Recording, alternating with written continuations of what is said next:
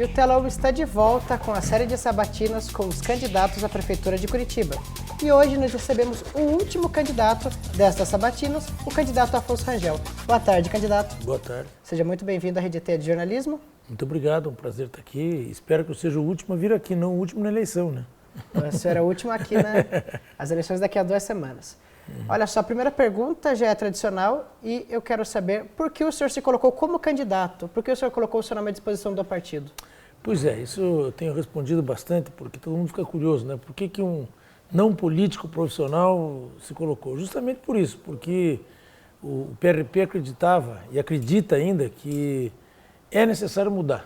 Se você olhar os atuais candidatos à Prefeitura de Curitiba, todos são das mesmas 5 famílias que estão há 50 anos mandando em Curitiba. Todos eles, com exceção de um, mas que também é apoiado por político profissional. Então, se você pega, alguém teve o avô prefeito, o pai prefeito, o pai governador e assim por diante. E nós achamos que o Brasil está dividido em 2 eras, pré e pós-Moro. E nós acreditávamos que pós-Moro seria diferente. As pessoas escolheriam pessoas novas, escolheriam mudar a política brasileira. E estamos constatando pelas pesquisas em que pese elas estarem sendo bastante questionadas na sua veracidade e na fidelidade aos fatos que nós percebemos nas ruas, mas as pesquisas estão mostrando que parece que não, que as pessoas querem continuar como está e quem manda é o povo, numa democracia, não cabe a nós contestarmos o povo, mas por isso é que nós nos colocamos como uma alternativa de uma gestão técnica, profissional e feita por pessoas que não são políticas. Por isso não fizemos coligações, fizemos uma chapa pura de candidato e vice, e estamos na luta, estamos trabalhando, estamos crescendo, graças a Deus, e vamos torcer que o curitibano, nesses últimos 10 dias aí, acorde e tente mudar alguma coisa. Olha só, o senhor disse que fez uma chapa pura. Essa chapa pura acabou dificultando no tempo de televisão e até em convite para debates, por exemplo. O senhor acha que isso dificulta a sua candidatura, ter só 9 segundos na televisão? Não apenas dificulta, como quase inviabiliza, porque eu hoje ainda estava vendo o horário eleitoral, quase que eu não me vi, porque se você pegar... teve um pessoal na internet que fez uma paródia, uma brincadeira com todos os candidatos. A minha dá para reproduzir aqui. Ele diz assim: eu sou candidato que tem menos tempo na televisão, meu nome é Forta. Não dá nem para dizer o nome. E é mais ou menos isso. Quer dizer, a única coisa que eu faço na televisão é convidar as pessoas para virem para as redes sociais, que a gente tem um canal no YouTube, nós temos uma página bastante visitada, graças a Deus, onde nós mostramos o nosso plano de governo, as nossas ideias, etc. Mas não tenha dúvida que o estamento político não permite que novas lideranças surjam. Eles fazem as eleições para eles disputarem, para eles ganharem. E é assim que é, e você está vendo as pesquisas, todo mundo que está na rua, qualquer pessoa minimamente inteligente, percebe que não é esse o quadro que a pesquisa mostrou. O Nele Prevot, que é candidato também, até ontem entrou na Polícia Federal com um pedido para que a polícia investigue, porque é humanamente impossível você pensar que um deputado como o Ney, por exemplo, está no 4º mandato, o mais votado de Curitiba, está perdendo para Maria Vitória, que tem 1 ano e meio de mandato. Sabe assim, como eu, por exemplo, eles me deram 1% e 26% de rejeição. Como é que ninguém me conhece, me dá 1% de aceitação e 26%? Por que 26% das pessoas não iam gostar de mim? O que eu fiz para eles? Nem me conhecem, não sabem que eu existo. Então a incongruência nos números é gritante, é uma coisa, chega a ser ofensiva. E vergonhosa para um país que se diz democrático e que quer fazer uma democracia madura, isso é uma vergonha. Eu estou envergonhado do que eu estou vendo no processo eleitoral, porque estão tentando ganhar a eleição no grito e no primeiro turno. E o pior é que a maioria da população, infelizmente ainda no Brasil, não quer perder o voto, vota no que está em primeiro. Por isso que eles induzem esse comportamento. E para a nossa cidade é uma vergonha que alguém se eleja de maneira artificial. Mas, pelo jeito, parece que é o que vai acontecer aí no primeiro turno. O senhor acha que em Curitiba a eleição acontecerá no primeiro turno? Não, acho que não. Eu acho que essa pesquisa que está tentando induzir a isso é mais uma... Como é que eu vou dizer? Eu tenho que usar um termo leve para não ser... Eu acho que é uma canalice que estão tentando fazer com o povo. Então, eu acho que o povo do Curitiba não vai aceitar essa canalice. Acho que até foi bom que aconteceu quase 2 semanas antes da eleição, porque eu estou vendo uma certa revolta na população, porque não é a vontade da população que está expressa na pesquisa. 70% das pessoas ainda não definiram o seu voto. Então, teoricamente, esses 45% são de 30% e não de 100%. Então, você entrevista 800 pessoas e cria uma realidade virtual e quer que o povo creia nisso.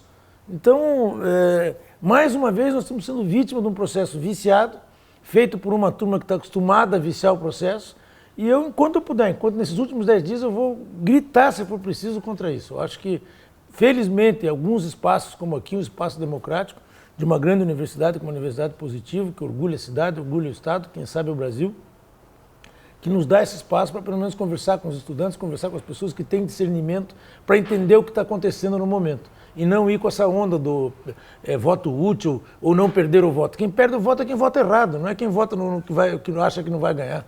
Então, eu estou concitando os curitibanos, hoje estive na Rádio CBN, pude falar para os empresários, olha gente, se vocês querem que continue como está, vota nessa turma aí. Se quiserem mudar, o 44 está aqui, às ordens. Olha, o senhor, só pelo que a gente percebeu aqui e pelo que o senhor mesmo se coloca, é o candidato da indignação. Não tenha dúvida. Como o senhor se define, o que é essa indignação?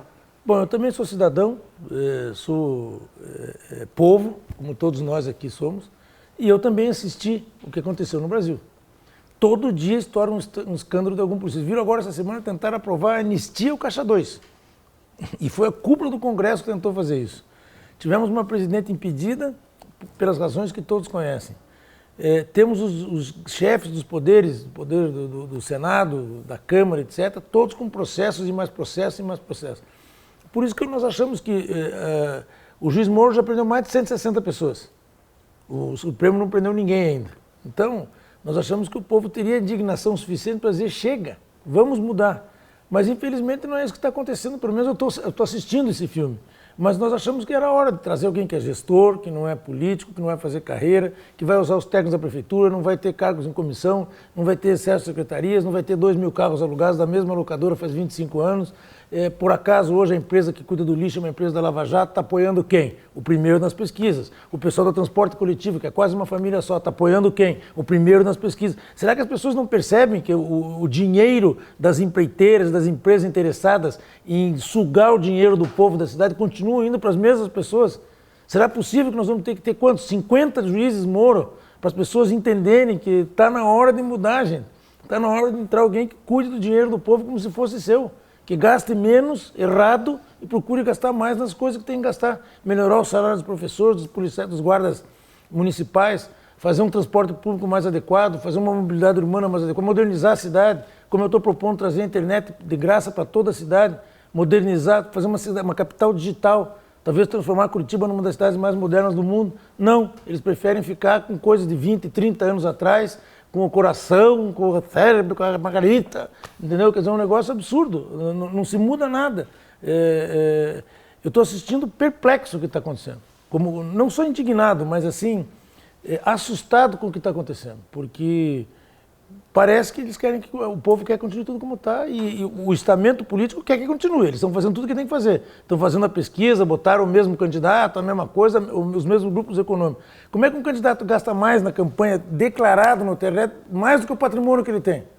A minha campanha, você vai ver a prestação de contas, eu estou financiando a minha campanha, eu dou para mim mesmo. E eu tenho laço para isso no meu imposto de renda. E não vou gastar mais do que eu tenho, ou do que eu posso. Como é que eles conseguem gastar mais do que tem e não prestam conta disso? Uma hora vai ter que prestar. Como é que tem tanto dinheiro para determinadas campanhas e para as outras não tem nada? Que democracia é essa? Então, eu não sou candidato à indignação, já estou dizendo que agora eu sou um candidato assustado, porque o processo é violento pelos interesses que rondam os 8 bilhões de orçamento da prefeitura. O senhor falou em orçamento, é isso que eu queria tocar agora. O senhor falou ali do dinheiro da prefeitura e tudo mais, e terminou bem com o ponto que eu queria falar. Olha só, Curitiba tem orçamento para melhorias, para um projeto de infraestrutura maior? Ou, como que eu posso dizer, fazer grandes obras, grandes projetos para os próximos anos? Bom, em primeiro lugar é difícil porque é engessado, mas eu já chego lá. Eu queria antes dizer o seguinte para você. Certamente que a maioria aqui, vocês são jovens, acompanharam aquele avião que decolou de Nova York, quando chegou a 900 metros de altitude, perdeu os 2 motores e o comandante Schulenberger pousou no rio Hudson e salvou todo mundo. Por que o comandante Schulenberger fez isso? Porque ele era treinado, tinha 20 mil horas de voo, tinha feito muita simulação de panes e pousou no rio Hudson. Ele era um especialista. Por que nós pegamos e quando nós entramos num avião, nós entregamos a nossa vida para o comandante? Por que nós, na política, entregamos a nossa vida e os nossos 8 bilhões e 300 milhões para qualquer um? Cuja qualificação anterior é porque era vereador, ou outro porque era deputado, nunca administraram nada. E sempre viveram do dinheiro do povo. São políticos profissionais. E nós pegamos e entregamos para eles. Por que nós não buscamos gestores? Por que nós somos responsáveis na hora de pegar um transporte aéreo e irresponsáveis na hora de dar o nosso voto? Então, se você for ver o orçamento de Curitiba, os últimos, sei lá, 20 prefeitos incharam tanto a máquina, nós temos 33 mil funcionários. Dos 8 bi de orçamento, nós gastamos 4 só de folha de pagamento. Imagine uma empresa com 33 mil funcionários, devia prestar o melhor serviço do mundo. Devia ter um médico para cada habitante quase, porque é tanta gente. Segundo, 2 bi 300 para a educação, vinculado no orçamento. 2 bi 300 para a saúde, vinculado no orçamento. Isso já são 8.600. Se nós temos aí mais ou menos isso do orçamento, pelo que eu li no portal da transparência da prefeitura, sobra mais ou menos 650 milhões para investimento. Aí vem o que a gente diz de gestão. Primeiro, botar um gestor público financeiro adequado, treinado e competente para isso. Reduzir o custo do aluguel de carro, reduzir o custo de carro comissionado, reduzir o custo de secretarias. Talvez fazer um PDV, isso ele teria que estudar a hora que você estiver sentado lá. Trazer dinheiro de fora, dinheiro do governo federal e dinheiro internacional, para que a gente possa, aí sim, ter receita para fazer as grandes coisas que precisam ser feitas. Um transporte elétrico de melhor qualidade, eu preconizo o monotrilho, em detrimento do VLP e do VLT, descarta o metrô, porque Curitiba é um banhadão, não tem como fazer, tem que cavar demais, etc. A gente preconiza o turismo como fonte de receita, fazer 12 grandes eventos no ano, não apenas um como o UFC, que rendeu 50 milhões de dólares para Curitiba. Você tem que ter pelo menos 10 a 15 milhões todo mês, com 12 eventos, eventos culturais, eventos esportivos, etc., etc., que você consegue fazer a cidade arrecadar. Então, na realidade, quando você tem uma gestão compromissada que nem na empresa ou mesmo na família, você gasta menos e aumenta a receita, a tua margem de investimento aumenta muito. E aí sim, investir no melhor salário dos professores, investir altamente em tecnologia, trazendo as metodologias ativas, as tecnologias ativas para a educação, investir na polícia, carros melhores, treinamento melhor, pagamento melhor. Os carros tinham que ser pelo menos blindados para proteger o agente público que nos protege. O treinamento hoje é feito num campinho de futebol atrás do quartel do Parque Barigui. As fardas estão caindo aos pedaços, os carros são umas Paraty velha caindo aos pedaços. Então modernizar tudo isso, equipar melhor, fazer um efetivo adequado, chamar os concursados já aprovados e fazer mais um concurso, porque se a Guarda Municipal cumprisse com a função principal dela, a função constitucional, que é cuidar dos próprios públicos, que são os próprios públicos, praças, jardinetes, prédios públicos, cemitérios, enfim, todo o equipamento público da prefeitura, só aí nós já melhoraríamos a segurança, porque ia ter pelo menos 1 ou 2 guardas em cada lugar desse. Já assusta os bandidos, o bandido gosta de moleza, não gosta de dureza. Então, se ela cumprisse a função básica dela, já seria bom. Agora, imagine se além disso ela conseguisse ser auxiliar da Polícia Judiciária, que é a Polícia Civil, e da Polícia Ostensiva, que é a Polícia Militar. Teríamos uma polícia, uma segurança muito maior e muito melhor na nossa cidade. Essa semana, eu tenho um comitê ali na rua Lourenço Pinto, esquina com André de Barros, tem um funcionário lá, o Ivo, chegaram lá, roubaram o celular dele, roubaram um trezentão que ele tinha no bolso, 10 minutos depois tinha virado crack na Praça Eufrásio Corrêa. Então, esse flagelo da droga, do crack, do álcool, etc., tem que ser combatido pela prefeitura com segurança. Se tivesse lá 10 guardas municipais lá na praça, não tinha nenhum fumante de crack. Eles iam fumar em algum outro lugar ou não iam fumar. Ou a gente ia prender, e levar para um abrigo, acolher e tratar. Também não adianta prender e botar na cadeia, que ele vai continuar fumando crack na cadeia. Tem que tentar reinserir na sociedade, etc. e tal. Então, na realidade, é difícil o orçamento, mas a gente, com criatividade, com gestão competente e principalmente com honestidade de propósito, você consegue fazer. Eu tenho confiança nisso. O senhor tocou no detalhe rapidamente e que eu acho que é interessante para o debate, que é o transporte coletivo. O senhor disse do metrô que é inviável. Por que o metrô é inviável? Curitiba, quem conhece, eu até estava ouvindo, tinha uma palestra do Rafael, ele dizendo que ele atolou num lugar, perdeu o sapato, porque ele é muito pesado. Falei, pelo menos atolar eu não atolo, eu sou mais levinho. Mas a verdade é a seguinte, Curitiba é um lugar que o solo é turfa, é cheio de arroios, córregos, pinguelas, boqueirões, enfim. Curitiba tem muita água, sem contar os grandes eixos, o Rio Iguaçu, o Rio Belém, o Rio Barigui, Rio Tibagi, Rio Tingui, enfim, nós temos água que não acaba, graças a Deus, nós temos água que não acaba mais, ainda temos Piraquara, que é um vertedouro de água e dá água para todos nós. Então, para você cavar um metrô em Curitiba, você vai gastar em torno de 5 bilhões de dólares para fazer um metrô. Nós já temos uma verba autorizada do governo federal em torno de 2 bilhões.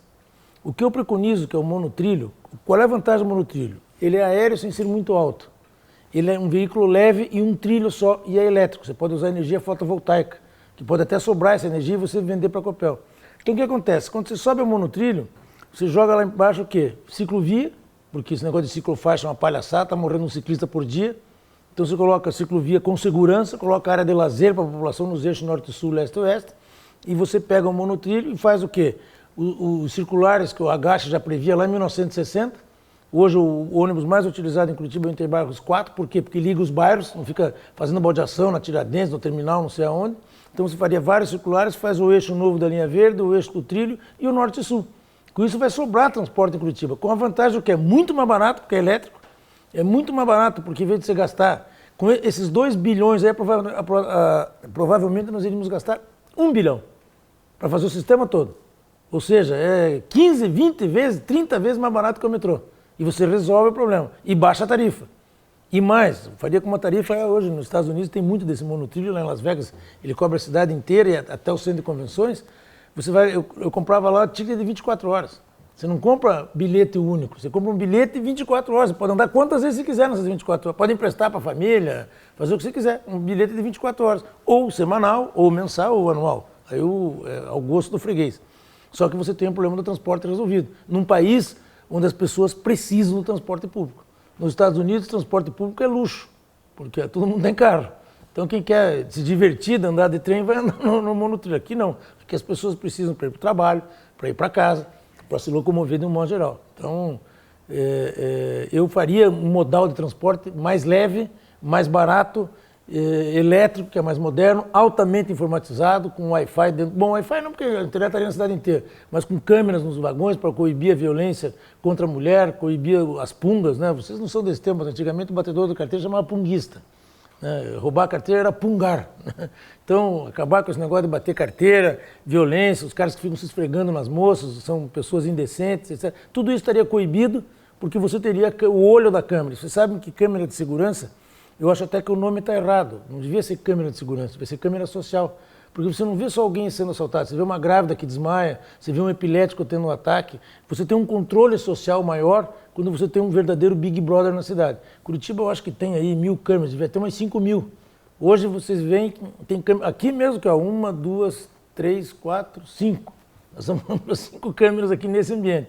Hoje tem câmera em tudo quanto é lugar. Se eu sair no corredor, certamente tem uma câmera de controle. Então, acho que isso, eu faria um controle, já que a gente vai ter uma cidade digital bem informatizada, eu faria um controle tipo Big Brother mesmo, olhando a cidade inteira, o fluxo de carros, os semáforos informatizados, toda a cidade digital, para que a gente pudesse aí, num prazo de 4, 5 anos, ter até os carros inteligentes, que ainda não são tão inteligentes, que estão matando gente lá nos Estados Unidos. Mas daqui a pouco eles vão ficar bem bonzinhos, e aí certamente a gente vai poder trazer para Curitiba. Eu ia abrir para perguntas, mas eu vou aproveitar o gancho, quero que o senhor me responda rapidamente. Se dá para reentregar o transporte coletivo da capital com a região metropolitana? Não tem dúvida. Não existe aldeia isolada. Nós não moramos em Curitiba, nós moramos na região metropolitana de Curitiba. Tem que integrar, e esse trem, inclusive, a gente já pode mandar até para Colombo, para Tamandaré, para Campo Largo, enfim. Curitiba precisa da região metropolitana. Curitiba está acabando, o território de Curitiba. Você veja que Curitiba acaba ali, você passa ali o terminal do Boqueirão, acaba Curitiba e começa São José. Só que São José começa ali e termina lá em Morretes. Então São José é enorme. Os municípios, Campo Largo é enorme. Campo Largo vai até lá São Luís do Purunã. Então, na realidade, nós teríamos que fazer algumas parcerias. Por exemplo, 40% da demanda de saúde em Curitiba vem da região metropolitana. Então não adianta eu chorar que eu não consigo atender a demanda porque vem 40% da região. São nossos irmãos que estão morando aqui e têm direito a ser atendidos também como os curitibanos. Na realidade, eles são curitibanos como nós. Você sabe que eu sou exceção em Curitiba, eu sou curitibano. 60% da população de Curitiba veio de fora. E sejam bem-vindos, são novos curitibanos que criam seus filhos aqui, que também são curitibanos. Então, não tem esse negócio de que só é curitibano quem nasceu aqui. É curitibano quem mora aqui, produz aqui, paga imposto aqui, enfim, vive aqui. Eu faria o quê? Eu faria convênios com as prefeituras lindeiras e ajudaria a construir os postos de saúde lá. Tanto as UPAs quanto os centros de especialidade. Por quê? Porque daí eles colocariam os médicos, os enfermeiros e manteriam. E eu tiro 40% da demanda daqui e consigo atender 40% mais de curitibanos. Curitibanos residentes aqui, e não na região metropolitana. Então são ações gerenciais que você pode equilibrar essa coisa da demanda e da oferta. Uma prefeitura é uma prestadora de serviço. Eu tenho que informatizar a saúde, colocar, em vez de pegar uma senha para chegar às 6 horas da manhã no posto para ser atendido de tarde e marcar consulta para um ano depois, tem que marcar consulta de casa, na internet, chegar lá, tem hora marcada e no dia seguinte vai para o especialista. Só que nós precisamos de pelo menos uns 10 centros especialistas, um em cada regional. E nós não temos isso hoje, então marcam para dali um ano. Então o cara tem que optar. Ou você quer marcar sua cirurgia cardíaca para daqui a um ano, ou quer ganhar um auxílio funeral, porque não vai chegar na cirurgia. Então você já dá um cheque para o cara pagar o enterro. Então, na realidade, precisa essa prestação de serviço. E eu acho que a região metropolitana tem que integrar não só o transporte, saúde, educação, turismo e etc. Por exemplo, se eu quiser fazer uma prova de 24 horas de automobilismo que começa na quarta e termina no domingo para encher de turista aqui durante uma semana, vai ser aonde? Vai ser em Pinhais, aqui não tem autódromo. O autódromo é em Pinhais. As pessoas vão chegar por qual aeroporto? De São José dos Pinhais, que aqui também não tem aeroporto. Então não adianta a gente achar que nós vivemos estanques, que nós não vivemos. Nós vivemos na região metropolitana, não vivemos em Curitiba. Vamos à primeira pergunta, então? Boa tarde, candidato. Boa tarde. Meu nome é Giovana. Eu gostaria de tocar em um assunto mais social, assim. Tem muitos bairros aqui de Curitiba que as pessoas vivem em situação de risco. Um exemplo são os esgotos a céu aberto. Eu queria saber quais são as suas propostas para habitação aqui na cidade, se tem como melhorar e como. Claro que tem. Se você analisar, Giovana, Curitiba e várias cidades do Brasil são meras repassadoras de verba da Caixa Econômica. Então eles pegam o dinheiro da Caixa Econômica para fazer casa da Coab, pegam a verba da Caixa Econômica para fazer Minha Casa Minha Vida. Que eu sou humanista, em primeiro lugar, é bom que eu te diga isso. Para mim, o ser humano é o centro do universo. Se você pegar a minha empresa, o lema é promoção humana, porque vocês que são universitários sabem que vocês entraram aqui jovens, sonhadores e vão sair profissionais, e com registro profissional na carteira. Então você não sai igual você entrou. A escola é transformadora e a vida tem que ser transformadora. Você não pode pegar uma pessoa que já é carente, que já ganha pouco, que já tem pouca saúde, que tem pouca educação, não consegue oferecer aos seus filhos mínimas qualidades na educação, etc., e dar para ela uma casa de 48 metros para morar, dizendo que é uma moradia digna. E ainda mete lá depois do Osternac, lá no contorno, sem posto de saúde, sem escola, sem creche, sem isso, sem aquilo. Então isso não é política habitacional. Isso é política empurracional do problema, e que se resolvam lá. E vão pagar lá uma mensalidade X.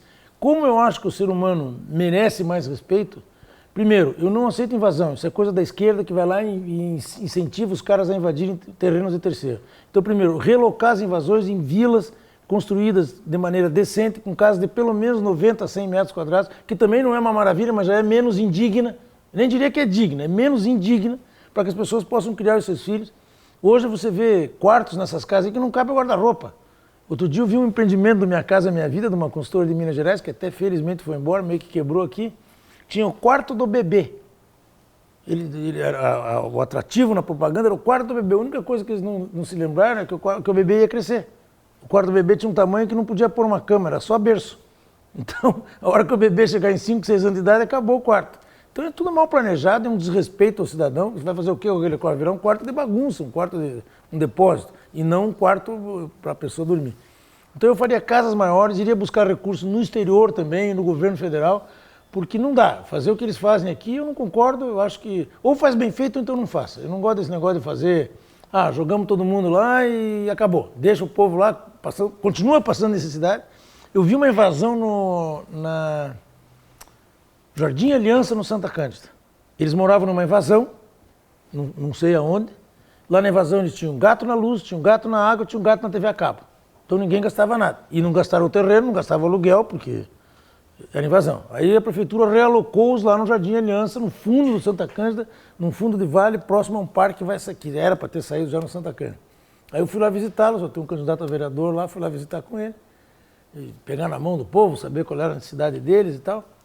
Aí estava todo mundo bravo, porque aí eles tinham que pagar a luz, pagar a água e pagar a TV a cabo, eles não pagavam. E não ganharam nada com isso. Eles só foram realocados e as casas continuam uma porcaria, tudo casinha pequena. Eles continuam vivendo mal, só que agora eles estão onerados. E eles continuam catando papel na rua. Ou seja, se a renda deles era, sei lá, R$1.000 por mês, agora a renda deles é de 500, porque o resto é despesa. Então, para eles foi péssimo serem realocados. Então, nem sempre o discurso do político bate com a realidade da necessidade do ser humano. Se você vai, por exemplo, eu digo isso, o pessoal me critica, que eu sou contra a creche. Bom, nossa, o cara é contra a creche. Ué, eu sou do tempo que quem pariu o Mateus o embale. Quem fazia o filho cuidava. Agora as pessoas terceirizam a criação do seu filho. Bota o cara na creche às 9 da manhã e querem aumentar agora para as 9 da noite. Hoje é 6 da tarde. Não, quer ficar das 9 às 9, 12 horas na creche. Quer dizer, você terceirizou a educação do teu filho. Você não sabe que filho mais você tem. Quando você for conhecer teu filho, ele tem 10 anos e é completamente diferente do que você pensa. O berço que vem, você ensinar ele a ser honesto, ensinar valores morais, valores éticos, valores cívicos, não vai ensinar. Sabe lá qual é o valor que tem a creche. Bom, tudo bem, isso é tese. Já que tem a creche, vamos fazer bem feito. Por exemplo, nós temos uma fila de 10 mil crianças fora da creche. Como é que resolve isso? Eu falei, também estou sendo atacado por isso. Eu resolvo em 90 dias. Facinho. Por que isso? Porque nós temos um problema, nós temos que botar 10 mil crianças na creche. Então vamos contratar o serviço na rede privada. Acabou. Faz uma licitação, em 90 dias você conclui ela e coloca todas as crianças na creche, em creches boas, com sabonete no banheiro, com papel higiênico, com merenda sem ser a merenda industrializada, que é uma mesma família que vende para a prefeitura, que é achocolatado, sagu, aquela porcariada toda que empurra nas crianças. Vamos mandar o dinheiro para a creche compra no bairro, estimula a economia local, compra supervisionado por nutricionistas da prefeitura e as crianças vão comer melhor e mais barato. É muito mais barato do que você ficar fazendo licitação de milhares e milhões de toneladas de sagu e de chocolatado para entupir as crianças de químico. Eu não quero meu filho, coisa saudável, meu filho toma suco, não toma as porcarias que eles dão na escola pública. E lá na escola particular eu consigo me meter no cardápio lá e não deixar que eles ponham porcaria. Então, na realidade, é assim, é tentar ser minimamente honesto com as pessoas e eu daria moradia menos indigna. Talvez não tenha dinheiro para fazer digno, mas menos indigno para que o curitibano pudesse morar melhor. O senhor disse que é humanista. Sim, senhor. Então, como o senhor define família? Ontem me perguntaram isso, eu estava numa escola, numa universidade religiosa. Eu defino família como todos nós temos família, pai, mãe e seus filhos. Porém, para ficar claro já antes que me questionem, eu não tenho nada contra o grupo LGBT, pelo contrário, são seres humanos e devem ser acolhidos. Eu teria, inclusive, uma assessoria, ou talvez até uma secretaria LGBT na prefeitura, porque eu confesso que eu não sou especialista no tema. Então eu teria alguém que me ajudasse profissionalmente a fazer políticas de inclusão, políticas de recepção desse pessoal, porque o poder público é laico e pluralista, não pode ser preconceituoso. Eu sou filho de um homem negro, eu não posso ter nenhum preconceito, porque no Brasil o maior preconceito é que todo negro é ladrão, todo negro é isso, é aquilo outro. Meu bisavô foi escravo. Então, eu sou o primeiro a querer defender todas as minorias, porém eu não sou especialista em minorias, até porque eu não me considero uma delas. Aliás, eu sou uma minoria, mas uma minoria privilegiada, porque eu posso viver bem. Mas na realidade, para mim o conceito de família é pai, mãe, filhos, e eu tenho a minha religião e acho que a família é importante. Todo dia eu visito famílias e sei disso. Porém, não tenho nada contra famílias não tradicionais, não tenho nada contra ninguém, muito pelo contrário, sou a favor de todos e acho que a gente tem que trazer todas as pessoas para o convívio público, o governo tem que ser assim mesmo, tem que ser pluralista e democrático. Vamos a mais uma pergunta, então? Microfone. Boa tarde, eu sou Ana Beatriz. Ana Beatriz. Isso. Candidato, quais são suas propostas para a melhoria do sistema de saúde em Curitiba? Bom, eu já citei aqui, mas vou botar na ordem da saúde. Primeiro, modernizar o sistema, ou seja, você precisa ter a marcação de consultas de uma maneira mais humana, mais respeitosa com quem precisa do serviço de saúde. Segundo, se você pegar Curitiba deve ter uns 10 postos de saúde inativos. Eu fui no Jardim Aliança, na Santa Cândida, que está semi-pronta, a obra está parada, a pessoa vai lá defecar, fumar crack, fumar maconha, etc e tal. A saúde de Curitiba está sucateada. Então, primeiro, reaparelhar a saúde com postos de saúde adequados, criar 10 centros de especialidades médicas para que as pessoas possam, não adianta você ir numa UPA e fazer uma consulta e não ter direito a um especialista, não adianta nada. Então, ter o especialista, ter os remédios. O remédio hoje até a justiça já feita, outro dia eu precisei do Tamiflu, estava com uma gripe danada, fui no hospital, a médica falou, receitou Tamiflu. Eu compro na farmácia, não existe, é só no posto de saúde. Fui lá, não tinha ninguém, entrei, não tinha fila, peguei, em 5 minutos eu estava com o Tamiflu na mão. Então até, diga-se de passagem, os remédios estão bem. Mas as consultas e o atendimento, por que a pessoa tem que ir no posto de saúde esperar 1 hora, 2, 3 para ser atendida?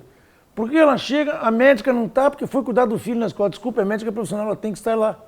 Ela está recebendo salário para isso, talvez esteja recebendo pouco, então ela se sujeitou a ganhar pouco.